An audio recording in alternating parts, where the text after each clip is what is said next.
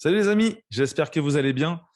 Aujourd'hui, je vais vous parler des 4 phases d'apprentissage d'une compétence. Mais avant toute chose, abonnez-vous à la chaîne et cliquez sur la cloche pour être tenu au courant des prochaines vidéos. Si vous avez acquis des compétences, développé des capacités physiques, mentales ou encore appris quoi que ce soit, alors vous êtes forcément passé par les 4 phases d'apprentissage. Nous sommes d'abord inconscients de notre incompétence, puis une fois que nous prenons conscience de notre incompétence, nous développons des savoir-faire qui nous permettent de pallier à ça. Avec le temps, nous devenons alors consciemment compétents et nous savons faire ce qu'il faut pour réussir à faire telle ou telle chose. Et enfin, nous devenons inconsciemment compétents car tout se fait automatiquement dans notre inconscient et sans effort. L'étape 1, les amis, c'est qu'on est inconsciemment incompétent.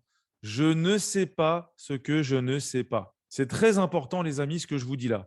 On ne peut pas savoir ce qu'on ne sait pas. C'est la base du début de l'apprentissage d'une compétence. Si vous ne savez pas que quelque chose existe, comment pourriez-vous l'apprendre? Cette compétence nous est complètement inconnue.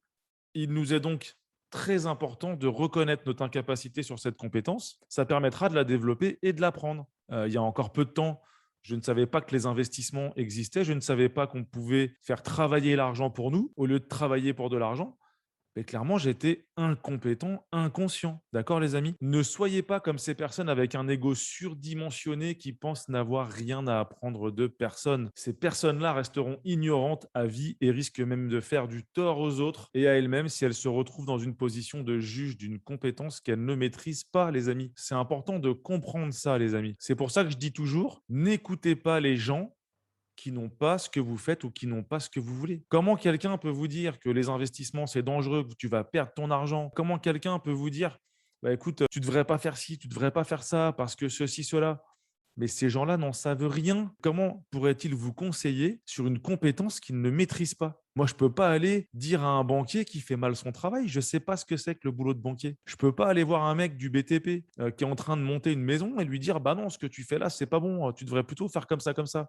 Je ne suis pas du métier. Mais qu'est-ce que tu racontes, Rudy? Voilà, c'est vraiment pour vous montrer qu'il ne faut pas écouter les gens qui ne maîtrisent pas la compétence que vous souhaitez atteindre. Ensuite, une fois qu'on est conscient de notre incompétence, une fois qu'on est conscient de notre incompétence, mais l'étape 2 arrive, les amis. L'étape 2, c'est consciemment incompétent. Je sais maintenant ce que je ne sais pas. Tout à l'heure, je ne savais pas ce que je ne savais pas. Maintenant, je sais ce que je ne sais pas. Donc, je vais pouvoir l'apprendre. C'est une étape hyper importante pour évoluer dans la vie. À cette étape, on a identifié les choses qu'on ne savait pas et on va pouvoir donc les apprendre. Cette phase est assez souvent mal vécue parce que c'est un électrochoc où nous réalisons soudainement que nous ne sommes pas si doués que ça dans cette compétence et qu'il y a d'autres personnes autour de nous qui sont bien plus compétentes dans le domaine. Cette phase déplaisante peut nous servir de tremplin et nous pousser à nous entraîner pour comprendre l'écart qu'il y a entre nous-mêmes et les autres. C'est aussi le moment des essais, des erreurs, où nous recommençons jusqu'à obtenir un résultat acceptable. D'où le fait de ne jamais rien lâcher tel un pitbull avec son os. Cette étape peut durer un peu de temps, selon votre détermination à apprendre et la reconnaissance de cette incompétence. C'est le début, ça. Si on ne reconnaît pas qu'on est incompétent, on ne peut pas évoluer. Pour ça, il est nécessaire de pouvoir mesurer votre niveau d'incompétence. Et les amis, laissez votre ego de côté.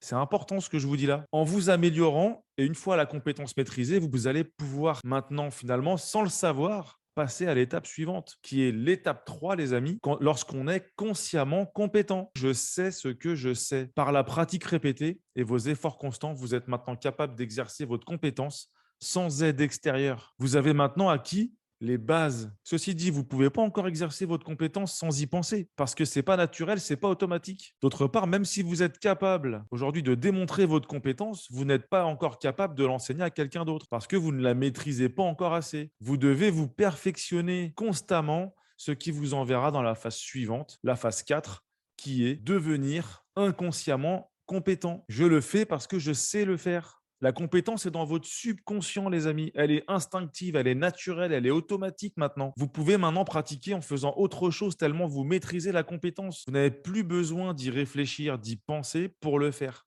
C'est fini. Maintenant, elle est instinctive. Vous pouvez maintenant l'enseigner aux gens, comme je le fais avec vous aujourd'hui. En plus, enseigner quelque chose est la meilleure manière de l'apprendre. Ce stade n'est pas si long à atteindre, les amis.